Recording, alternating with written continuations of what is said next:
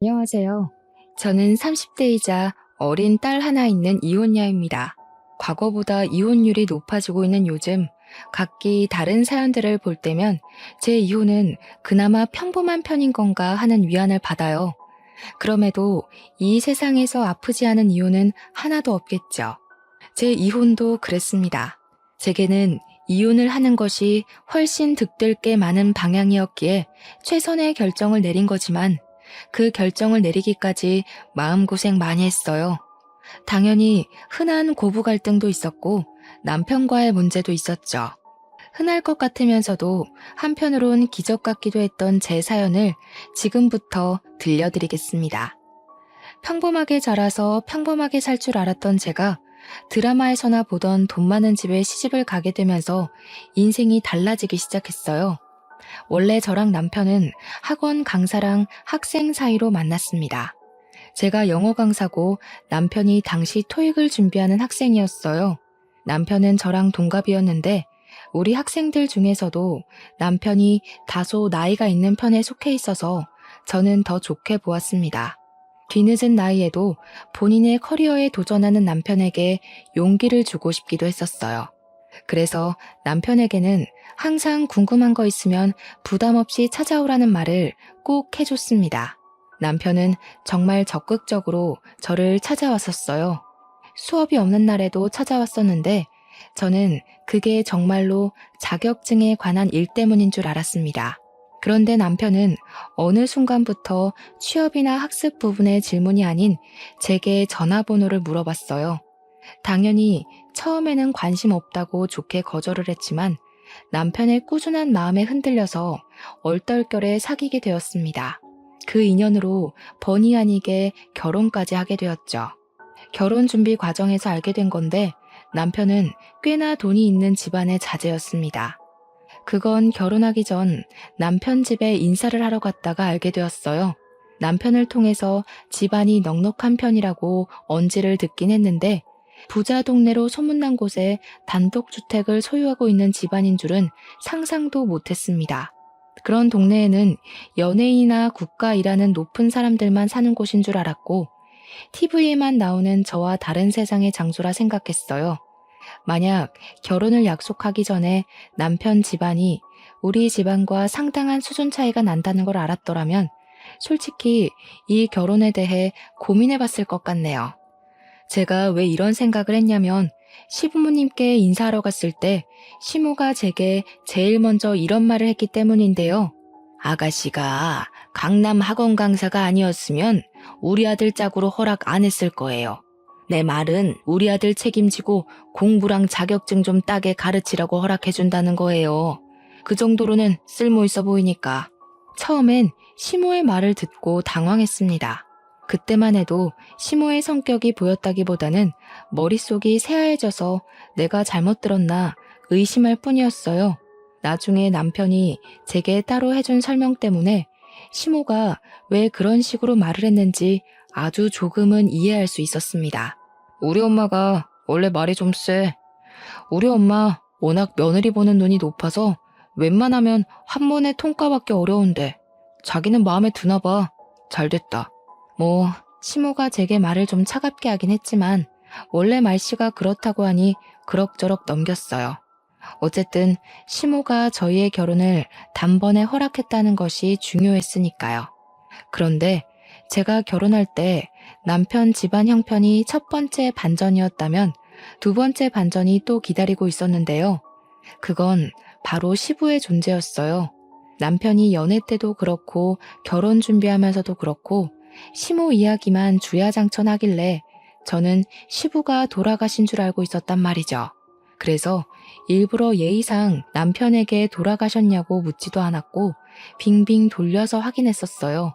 예를 들면 우리 부모님 한복 맞출 때 시모 한복도 같이 맞추자고 한다든지 시모가 좋아하는 음식이 뭐인지 등등으로 말입니다. 제가 이렇게 얘기했을 때 만약 시부가 살아계신다면 남편이 알아서 시부 이야기를 꺼낼 줄 알았어요. 그러나 남편은 이런 대화를 나눌 때마다 시모 이야기만 했고 시부 이야기는 아예 하지 않아서 저는 당연히 시부는 돌아가시고 안 계시는구나 이렇게 단정 지을 수밖에 없었죠. 그런데 청첩장을 제작할 때 남편이 시부 이름을 올리는 겁니다. 그걸 보고 얼마나 당황했는지 몰라요. 제가 남편에게 누구냐고 시부냐고 물었더니 남편이 표정 하나 바뀌지 않고 고개를 끄덕이면서 그렇다고 하더라고요. 지금 대답이 중요한 게 아니잖아요. 저는 시부가 있다면 왜 소개를 안 시켜줬는지 그것에 대한 설명이 듣고 싶어서 물은 거였어요. 실제로 남편은 저를 시모에게만 인사시켜줬거든요. 상견례도 시부 없이 시모와만 했어요. 그러니 제가 남편 앞에서 당혹스러운 얼굴을 보이는 게 전혀 이상할 것도 없었습니다. 저는 남편에게 대체 왜 시부가 있다고 말하지 않았냐 묻자 남편이 별일 아니라는 듯 한마디를 던졌습니다. 사이가 안 좋아서 신경 쓸 거 없어. 원래 오래전부터 없는 사람이나 마찬가지였으니까. 그게 다였어요. 남편의 대답에 황당해서 말문이 턱 하고 막히고 말았습니다. 아니, 아무리 사이가 안 좋다고 한들 결혼을 하게 될 사이인데 부모님을 전부 다 소개해줘야 하는 게 아닌가요?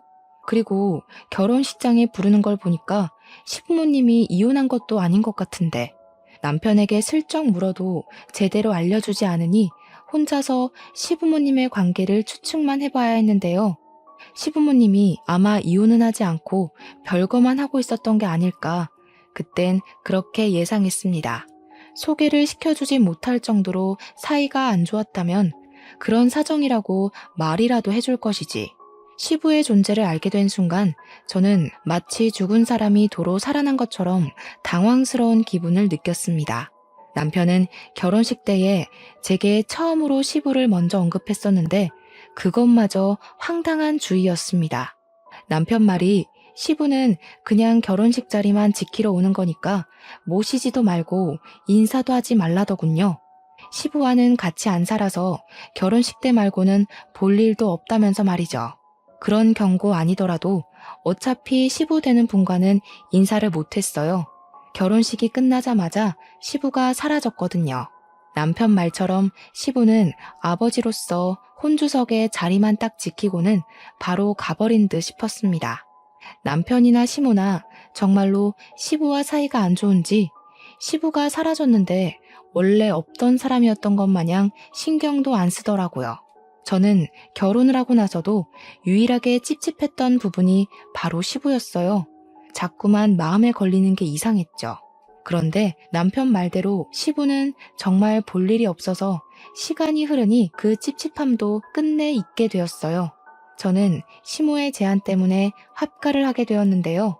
시모가 시댁이 이렇게 넓은데 뭐하러 나가 사냐면서 2층 전체를 저와 남편에게 쓰라며 내주셨어요. 그렇게 나쁜 조건은 아닌 것 같아 그렇게 하기로 했습니다. 남편은 저랑 결혼하고도 자격증 따느라 공부하고 있었는데 말이 공부지 그냥 백수 신분이었어요. 그럼에도 저희가 돈 걱정은 안 해도 됐던 게 재산 많은 시모 덕분에 딱히 돈 들어갈 곳이 없었기 때문이었죠. 시모는 한 회사의 대표였거든요. 명성이 높으니 만약 제가 잘 나가는 학원의 강사가 아니었다면 정말로 시모가 저를 안 받아줬을지도 모르죠. 회사 대표니까 자기 아들 결혼 상대를 고를 때 얼마나 깐깐하게 보겠어요.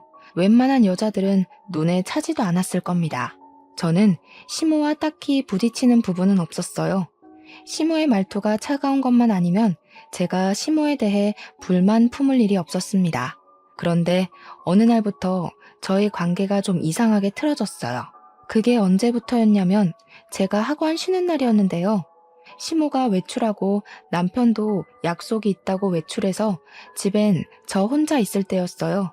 그때 누군가가 무단으로 집에 들어오는 소리가 들렸습니다. 주방에 있던 제가 기척에 깜짝 놀라서 나가봤어요. 도둑인가 강도인가 떨리는 심장을 부여잡고 마주한 사람은 뜻밖의 인물이었는데요. 다름 아닌 결혼식 때 보고 한 번도 본 적 없던 시부인 겁니다. 시부를 다시 만나게 된 건 제가 남편과 결혼한 지 4개월이 되던 해였습니다. 아, 세아가 있었니? 집에 아무도 없지? 내가 뭐 좀 찾을 게 있어서 들렸다. 나 신경 쓰지 말고 볼일 봐라. 시부는 얼떨떨한 저를 두고 어딘가로 향했는데 그곳은 시모가 쓰고 있는 안방이었어요. 저는 거실에 덩그러니 서서 시부가 나오길 기다렸습니다. 한참 있다가 시부가 안방에서 나왔는데 들어올 때는 없던 짐가방을 메고는 금세 나가버리셨어요. 그 싱거웠던 순간이 시부와의 두 번째 만남이었습니다. 시부와 세 번째 만남까지는 더 얼마 안 걸렸어요. 시부가 집에 왔다 간 지 몇 시간이 지나지 않아서 시부한테 전화가 왔는데요. 전화를 받았더니 시부가 제 학원을 알아서 명함을 보곤 연락하게 됐다더군요. 세아가, 내가 부탁할 게 있는데 조금 전에 집에 들렀다가 작은 가방 하나를 흘린 것 같거든. 혹시 집에 사람들 들어온 게 아니면 좀 갖다 줄 수 있을까? 주소 보내줄게. 저는 시부가 알려준 대로 집 어딘가에 있을 작은 가방을 찾아봤는데 안방 바로 앞에 떨어져 있더라고요. 시부에게 알겠다고 말씀드리고 전화를 끊었습니다. 그 가방을 열어보진 않고 시부가 기다릴까봐 얼른 겉옷만 챙겨서 시부가 알려준 주소로 갔어요. 그런데 도착한 곳이 좀 의외였습니다. 제 눈앞에 웬 컨테이너 박스 하나만 덜렁 있더라고요. 그 앞에서 시부가 고물 같은 걸 조립하고 있었는데 순간 이게 이해 안 되는 모습이라서 당황했습니다. 물론 시부가 집에 찾아왔을 때도 부자인 시모와 상반되는 복장이라 조금 의아했었어요. 근데 그건 그냥 복장만 그렇다고 생각했지 시부의 현재 형편마저 어려울 줄은 그때 처음 알았습니다. 저는 당황한 마음을 숨긴 채 시부에게 별다른 건 묻지 않고 가방만 건넸어요. 시부는 그런 저에게 고맙다고 웃으면서 시간 괜찮으면 커피 한잔하고 가겠냐고 물어보는데 어쩐지 그런 시부의 모습이 쓸쓸해 보여서 냉큼 그러겠다고 수락했네요. 제일 궁금한 집안 이야기는 시부가 꺼내지 않는 이상 제가 먼저 할 수가 없어서 그저 시부의 관심사인 고물 조립하는 이야기만 잔뜩 나누고는 집으로 돌아왔습니다. 그 잠깐 나갔다 온 사이에 시모랑 남편이 어느새 먼저 집에 와 있더라고요. 근데 분위기가 심상치 않아 보였어요. 아직 겉옷도 벗지 않고 다녀왔다는 인사도 못했는데 남편이 제 앞을 가로막았습니다. 그리곤 어딜 다녀왔냐고 날카롭게 묻길래 왜 이러나 싶었죠. 시부를 만나고 왔다는 사실을 숨기는 게 더 이상할 것 같아 솔직하게 말했더니 내가 아빠 만나지 말랬잖아. 우리 집에서 아빠 상종도 안 하고 있는 거 모르겠어? 경고해줬는데 왜 뜬금없이 안 하던 짓을 해? 남편이 다짜고짜 성질을 내더라고요. 갑작스러운 남편의 태도에 당황스러워서 입을 다물고 있는데 이제는 시모가 제게 오더니 저를 차갑게 노려보았습니다. 너 경고다. 한 번만 더 그 양반 만나면 내 집에서 퇴출당할 줄 알아라. 어디서 집안일에 쓸데없이 끼어들려고 해. 두 번 기회는 없다. 알겠니? 시모와 남편은 왜 이렇게도 시부를 멀리해야 하는지 이유도 알려주지 않고 무작정 가까이 하지 말라고만 했어요.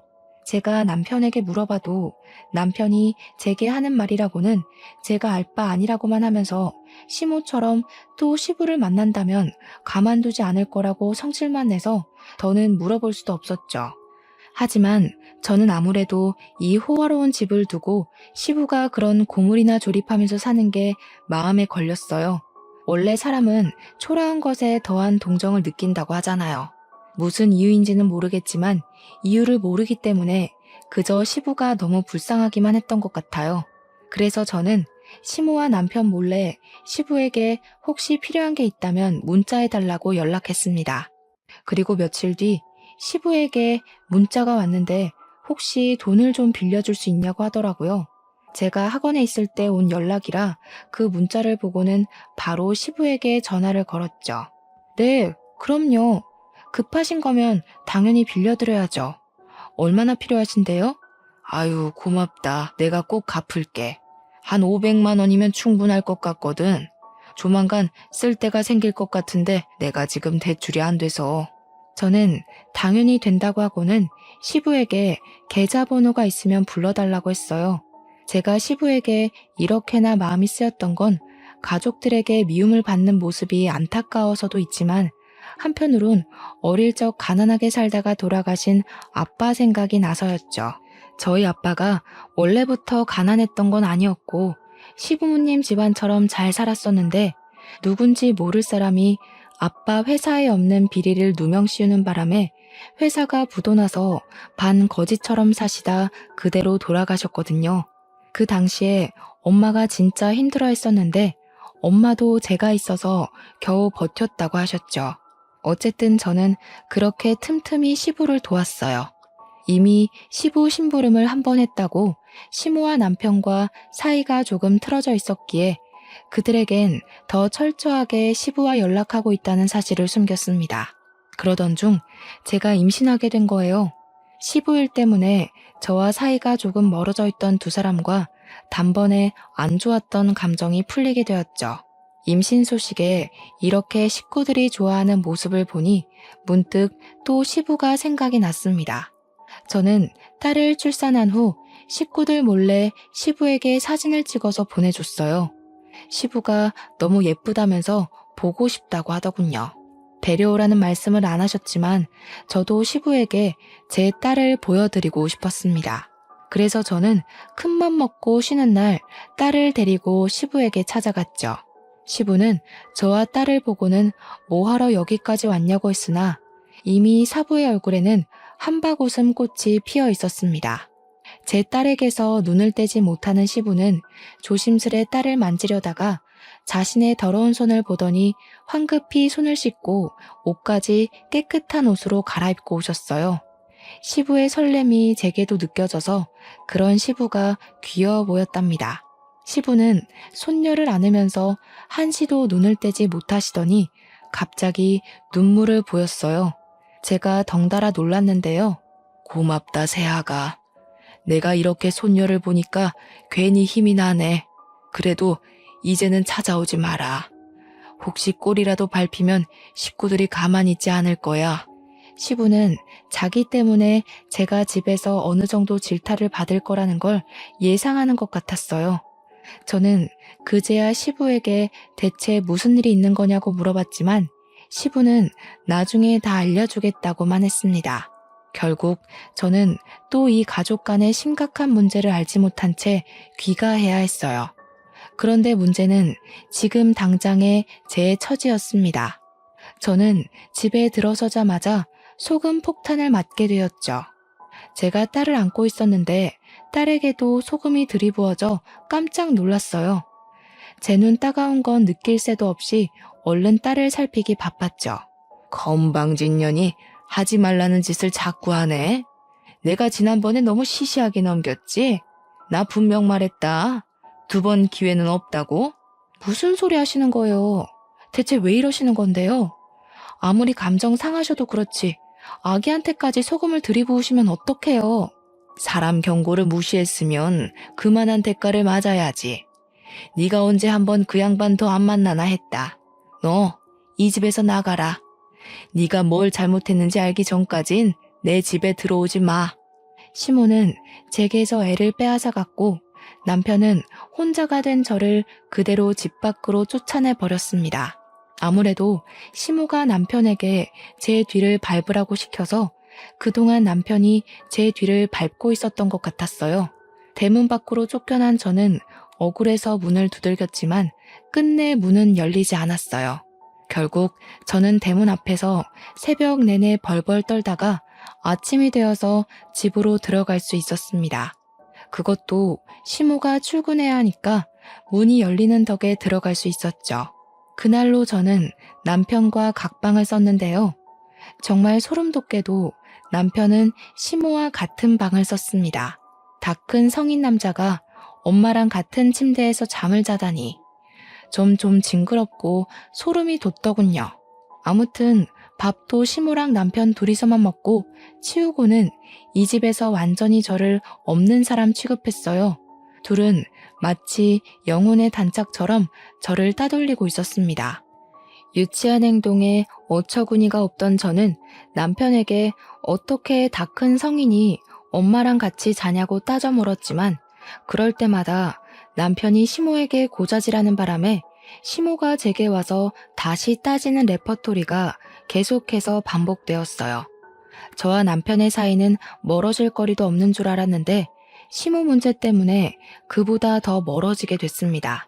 저는 마지막 카드로 남편에게 내가 집을 마련할 테니 분가하자는 말을 던졌어요. 제정신이냐? 내가 수백억 두고 뭐하러 너랑 나가서 살아. 난 죽을 때까지 엄마 못 떠나. 우리 엄마랑 같이 지내는 게 그렇게 못 견디겠으면 차라리 이혼해. 알고 보니 남편은 시모가 가진 재산 때문에 시모 말이면 별도 달도 전부 따다 줄 것처럼 복종적인 사람이었어요. 재산도 어느 정도면 모르겠는데 수백억이라고 하니까 남편이 그 재산을 오로지 받으려고 시부까지 버린 거라고 하더군요. 어떻게 돈 때문에 아버님까지 버릴 수가 있어? 이혼? 말이 쉽다. 이럴 거면 나랑 왜 결혼했니? 평생 엄마 뒷바라지나 하면서 돈이나 받아 처먹을 것이지. 나도 욕구는 풀어야 할 거 아니야. 평범하게 살다 죽을 팔자 구제해줬더니 배딱지가 불렀냐? 왜 갑자기 분가하자고 난리야. 저는 남편의 말에 기가 막혀서 그 자리에서 남편 뺨따기를 날렸습니다. 그런데 재수가 없어도 이렇게 없을 수가 있는지 하필 그 타이밍에 저희 방에 무단 침입한 시모가 제가 남편의 뺨을 치는 걸 보게 되었어요. 시모는 눈알이 튀어나올 듯이 놀라면서 바로 저에게 달려들어 제 머리채를 잡았죠. 이 년이 감히 내 귀한 아들을. 이혼 소리 잘 나왔네. 당장 내 집에서 나가. 내가 너 같은 평민을 집에 들이는 게 아니었는데 아주 큰 실수를 했어. 짐 챙겨서 따로 보내줄 테니까 당장 꺼져. 저는 또다시 그들에게서 그대로 쫓겨났습니다. 솔직히 남편과 이혼하면 그만이지만 그 사람들이 제 딸을 빼앗아가서 이대로 돌아설 순 없었어요. 절대 그들이 제 딸을 키우게 두고 볼 수는 없었죠. 결국 저는 친정에 가서 며칠을 울며 머물게 되었는데 그러는 동안에도 시댁에서는 계속 이혼 합의서와 협박 문자가 날라왔어요. 문자 내용 중에 빨리 도장 안 찍으면 평생 딸을 보여주지 않겠다는 소리에 결국 울며 겨자 먹기로 도장을 찍으려는데 때마침 시부가 친정을 찾아왔습니다. 좀 당황스러웠어요. 시부랑 저희 친정이랑 이렇게 사적인 만남을 가질 건더기가 없어서 시부의 등장은 무척 뜬금없었습니다. 저는 너무 놀라서 제대로 된 인사를 못 드렸어요. 그저 시부에게 저희 친정집을 어떻게 알고 찾아왔냐고만 물었습니다. 그러더니 친정엄마가 시부를 보고 아는 체를 하면서 대접하는 모습에 더 많이 얼떨떨해졌죠. 뭐야 엄마? 아버님이랑 아는 사이야? 두 분 무슨 사이세요? 엄마가 기회가 안 돼서 말을 못했어. 사실 사돈어른이랑 니네 아빠랑 동창이야. 아빠가 옛날에 회사 했었다고 했지? 그거 사돈어른이랑 동업으로 일군 회사였어. 이때부터 저는 모르는 부모님과 시부모님의 젊은 시절 이야기를 듣게 되었습니다. 아빠랑 시부는 고등학교 동창이었는데 군대도 같이 갔대요. 동반 입대를 한 거죠. 그리곤 같이 지내면서 우스갯소리로 동업하자는 약속을 했었답니다. 말 그대로 농담식으로 주고받은 이야기였는데 둘은 실제로 사회에 나와서 그 꿈을 이뤘고 소규모로 시작해서 각자 결혼할 때쯤엔 중소로 키웠을 만큼 회사 운영을 잘해갔다고 했어요. 여기까지도 이미 제겐 놀라운 사실이었는데 지금부터는 말문이 막힐 만큼 충격적인 전개로 흘러갔어요. 저는 어릴 적 아빠 회사가 부도나서 아빠가 그것 때문에 많이 힘들어해 돌아가신 걸로 알고 있었습니다. 그런데 사실은 그게 아니었대요. 사실은 부도가 난 게 아니라 아빠 혼자 회사에서 쫓겨났던 거라고 합니다. 회사가 커지면서 회사 내에 내부 고발자가 생겼는데 그 사람이 아빠를 콕 집어서 공금 횡령으로 거짓 소문을 퍼뜨렸다고 했습니다. 그것 때문에 사원들의 반발을 피할 수 없었던 아빠는 공동 대표직에서 쫓겨나게 되었다고 했어요. 그리고 그 다음 우리 아빠 못지않게 시부가 많이 힘들어했다고 했습니다. 독단 대표가 된 시부는 아빠가 그렇게 쫓겨난 이유를 받아들이지 못했대요. 시부가 누구보다 아빠를 잘 아는 사람이기도 했고 자신보다 아빠의 운영 방식을 더 믿고 고수했기에 그렇게 회사를 소중하게 생각했던 사람이 횡령을 했다는 사실이 말이 안 된다고도 생각했대요. 그래서 시부가 결국 내린 결정은 회사 문을 닫는 거였답니다. 그리고 그때 그걸 못하게 막은 사람이 바로 내부 고발자였다는데요. 그 내부 고발자는 다름 아닌 시모라고 했어요. 시모는 시부를 회사 단독 대표로 만들기 위해서 우리 아빠를 쫓아낼 궁리만 했었던 사람이라고 했습니다. 시부는 그걸 알게 되었지만 너무 늦게 알아서 속수무책 당할 수밖에 없었고 우리 아빠는 그 누명 때문에 징역도 살았었다고 했어요. 시부는 이 모든 사태의 원인이 시모의 짓이란 걸 알고는 사원들에게 면목이 없어서 회사 대표직에서 물러났는데 시모가 아주 뻔뻔하게 그 자리를 꿰차고 들어가서 지금까지 저렇게 잘 먹고 잘 살고 있는 거라고 합니다. 시부가 그런 시모와 아직 이혼하지 않고 있었던 이유는 우리 아빠의 억울함을 풀어주려면 언젠가는 이 혼인관계가 시모의 발목을 붙잡을 유일한 찬스일지 모른다고 생각해서 유지하고 있는 셈이라고 하셨어요. 저는 부모님과 시부모님과의 관계성을 대충 다 들었는데도 여전히 혼란스러웠어요. 뭐가 어떻게 되었든 결국 우리 아빠가 죽은 건 시모라는 사실이잖아요. 저는 그럼 저희 아빠를 죽인 사람의 아들과 결혼을 한 거 아닙니까? 결국은 죽은 아빠에게 죄를 짓고 있었다는 생각이 물밀듯이 들었고 제게 이런 감정을 만들어준 시모와 남편에게 금세 짜증이 밀려왔습니다. 그때 아무 말도 못하고 있는 제 앞으로 시부가 작은 가방 하나를 내밀었어요. 그 가방은 지난날 시부가 제게 부탁해서 가져다 달라고 했던 그 가방이었죠. 네가 열어보길 바랬는데 네 아빠처럼 야무지고 착해서 그런가 확인을 안 해봤더구나. 한번 열어봐봐. 안 싸돈보다는 너한테 주는 게 맞는 것 같아서 내내 갖고 있었어. 시부 말로는 그날 이 작은 가방을 일부러 떨어뜨리고 왔다고 했어요. 제가 그 가방을 열어보길 바라면서요. 이게 왜 내 것이라고 말을 하는지 여전히 시부의 말이 이해되지 않아서 저는 바로 가방을 열어보았습니다. 안에는 오래된 캠코더 하나가 들어있었어요. 그 캠코더를 들고서 시부에게 이게 뭐냐고 물어보니까 시부는 대답 대신 캠코더를 틀어주었습니다. 그 캠코더엔 아기 때의 제 모습부터 아빠와 함께했던 추억들이 담겨있는 영상이 들어있었어요. 솔직히 말하면 아빠는 제가 초등학생일 때 돌아가셔서 기억이 흐릿했거든요. 아빠가 한 번씩 생각날 때마다 어떻게 아빠 얼굴을 떠올려야 하는지도 점점 잊어가고 있었는데 이 생동감 넘치는 캠코더 영상 덕분에 아빠를 다시 생생하게 기억할 수 있어서 좋았습니다. 그렇게 그 영상을 보면서 아빠가 제게 어떤 사람이었는지 추억할 수 있었는데요. 추억에 빠져있기도 잠시 마지막 순서의 영상이 다른 영상들과 다르게 결이 좀 달랐습니다. 자세히 보니까 그건 우리 가족의 영상이 아닌 아빠 회사가 담긴 영상이더라고요. 아빠는 회사에서 캠코더를 재생시키곤 제게 보여줄 회사 사무실 영상을 찍으려고 했던 것 같았어요. 그러다 누군가가 아빠를 찾아왔고 캠코더를 만지던 아빠가 미처 녹화를 끄지 못해서 찍혔던 영상인 듯 보였죠. 아빠를 찾아와 영상을 방해한 사람은 젊은 여성이었습니다. 처음엔 누군지 바로 알아보질 못했어요.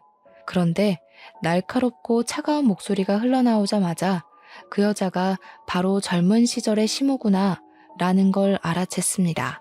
분명 내가 순순히 나가라고 했죠. 험한 꼴 당하고 싶어서 버티는 거예요? 나 한다면 하는 사람이에요. 이미 여기 회사 어떻게 돌아가는지 내부 사항도 잘 알고요.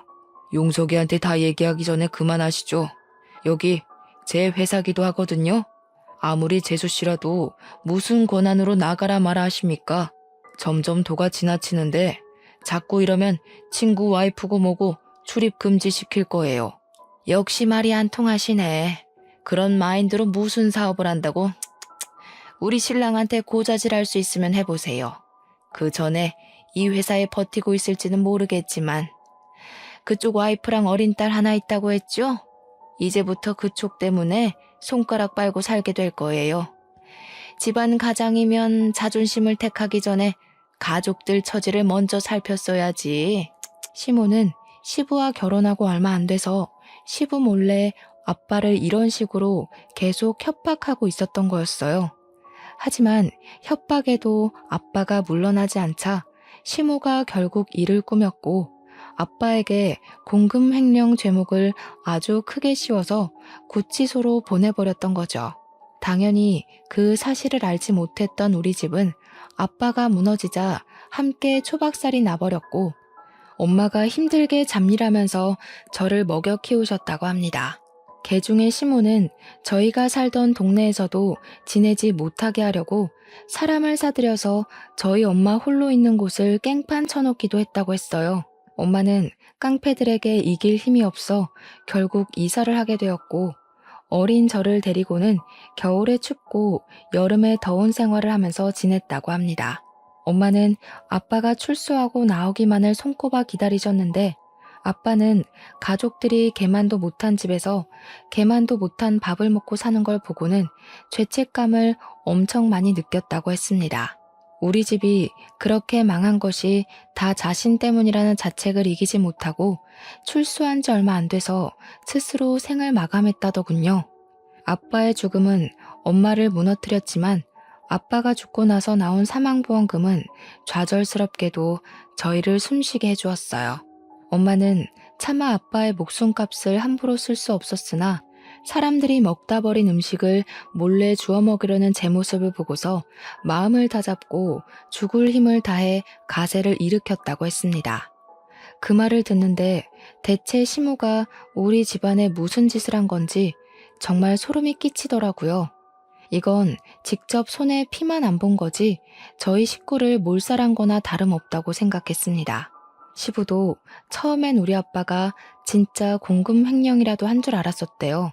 그런데 나중에 시모가 본인 입으로 전부 말해줘서 그때 이 모든 게 누구 짓인지 알았답니다. 시부는 모든 걸 바로잡으려고 했으나 아빠가 시모의 계략 때문에 현생을 떠났다는 소식을 듣는 바람에 차마 엄마와 저를 찾아올 면목이 없어서 세상을 배회하기만 하고 살았대요. 한 번도 네 아빠를 잊은 적이 없는데 솔직히 가끔은 더 이상 세상 시끄럽게 하지 말고 이대로 살다가 너희 아빠에게 용서하러 가볼까 그런 생각도 했었다. 그런데 갑자기 내 아들이 결혼을 한다고 찾아왔더라. 아들이 청첩장을 던져주면서 혼주성만 지키고 바로 가라더라고. 내가 사돈댁에 괜한 소리 할까봐 걱정이 됐겠지. 자기 아들에게 그런 식으로 청첩장을 받는 것이 치욕스러웠으나 시부가 다시 마음을 단단히 먹게 된 이유는 그 청첩장 때문이었다고 했습니다. 청첩장에 사돈 이름을 보고 낯이 익어서 한참 들여다봤었대요. 저희 엄마 이름이 좀 독특합니다. 저도 살면서 동명이인을 만난 적이 없어요. 그래서 제가 이곳에 엄마 성함을 밝히지 못하는 거 양해 부탁드립니다. 아무튼 시부가 저희 엄마 이름 때문에 혹시나 해서 결혼식을 꼭 참석했었다고 해요. 엄마 이름이 아니었다면 결혼식 때 잠적했을 수도 있었다고 하시네요. 그렇게 결혼식을 찾아온 시부는 식장에서 엄마를 만났다고 했습니다. 시부는 엄마를 보면서 아빠가 한번 소개해줬던 여자라는 걸 단번에 알아봤대요. 엄마도 시부를 바로 알아보곤 주춤거렸다고 합니다. 두 분은 모든 사람 몰래 연락처를 교환했고 결혼식이 끝나고도 저 몰래 연통하면서 주기적인 만남을 가졌답니다. 만나서는 시모를 망가뜨리려는 계획을 비밀리에 준비하기 시작했다네요. 그래서 시부가 결혼식 이후 4개월 만에 시댁에 나타난 것이 슬슬 복수를 실현시키기 위해서였다고 했습니다. 시부는 제게 빌려갔던 500만 원도 복수를 위해 사용했다고 했어요. 몇십 년 만에 다시 회사 대표처럼 빼고 광내서 본인의 회사를 찾아갔다고 했어요. 자기가 대표로 있을 때는 젊었던 사원들이 어느새 나이가 들어서 대부분 간부 자리까지 승진해 있었다더라고요.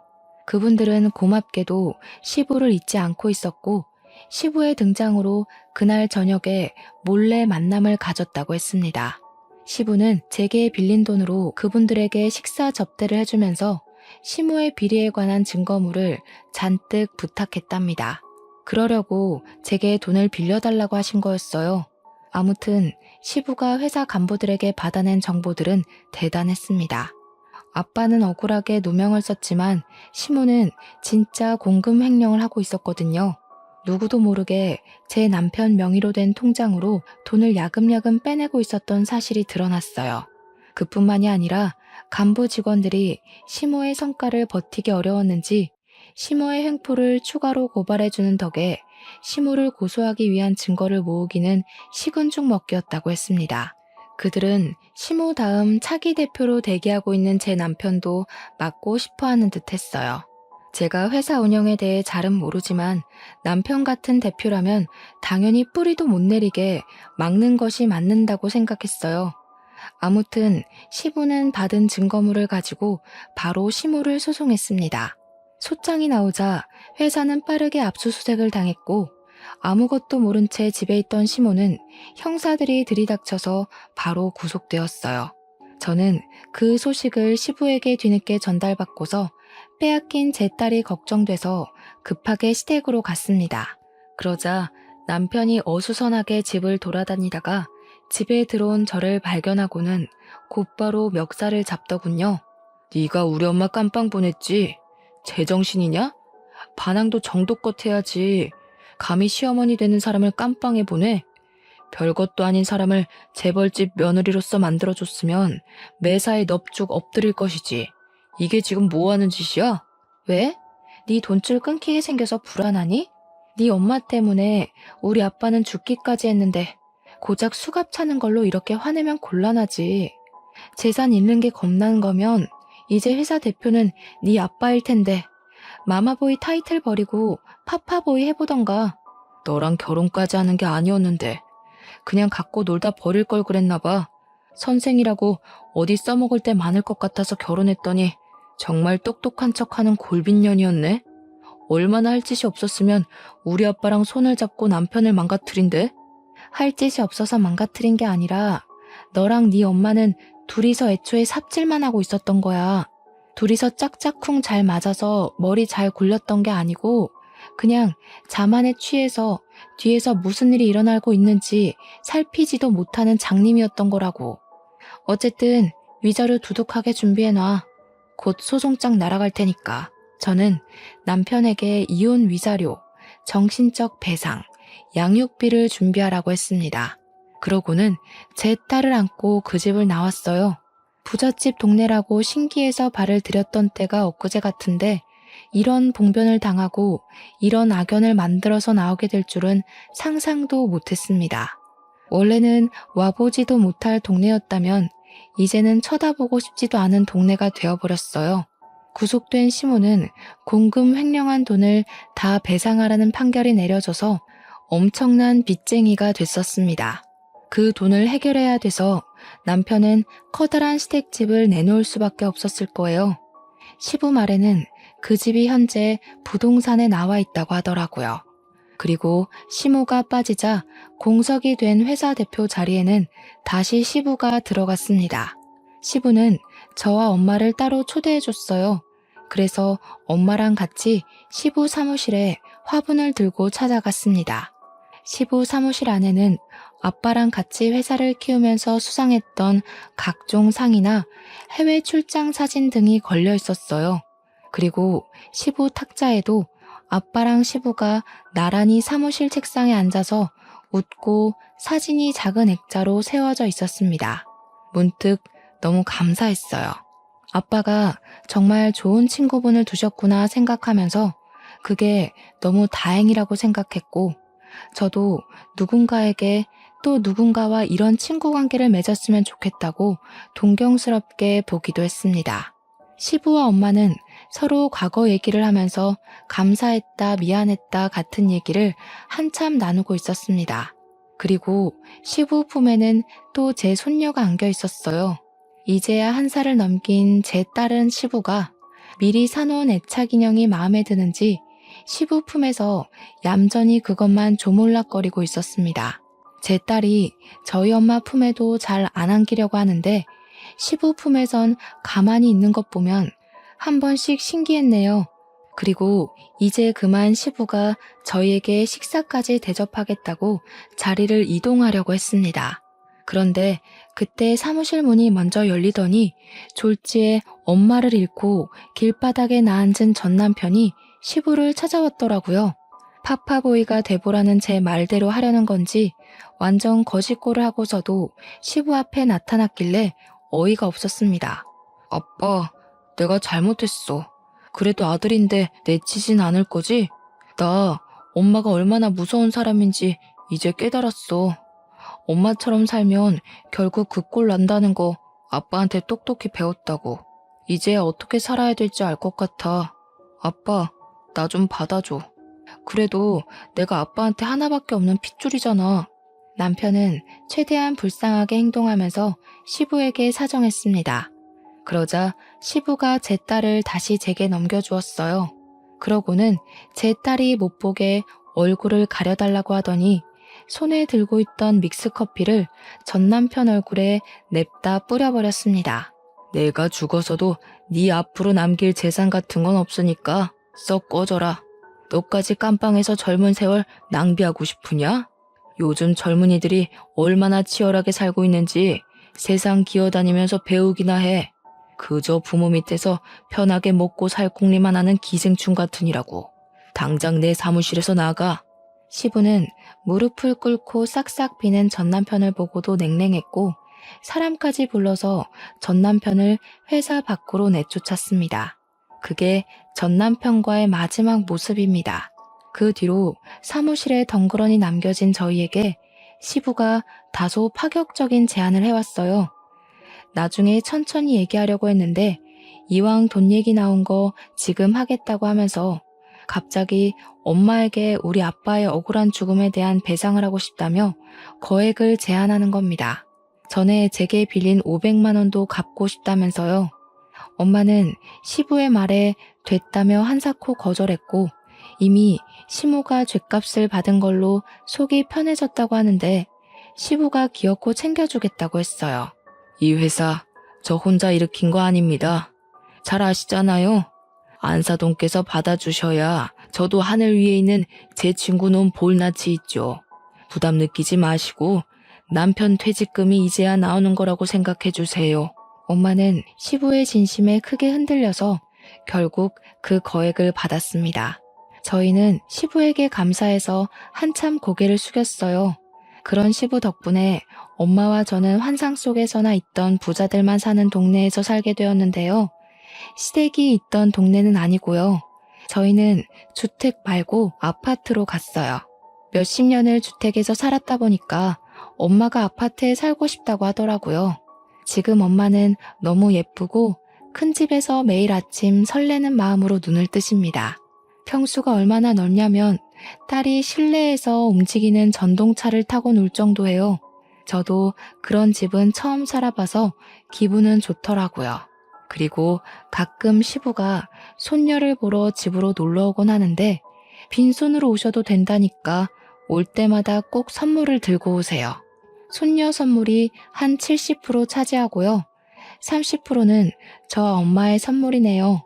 시부는 우리 아빠를 생각해서라도 자신이 목숨이 다하는 날까지 저희 가족을 책임져 주겠다고 했는데 그게 시부에게 살아갈 의지가 되는 것 같아서 적극적으로 거부하진 못했어요.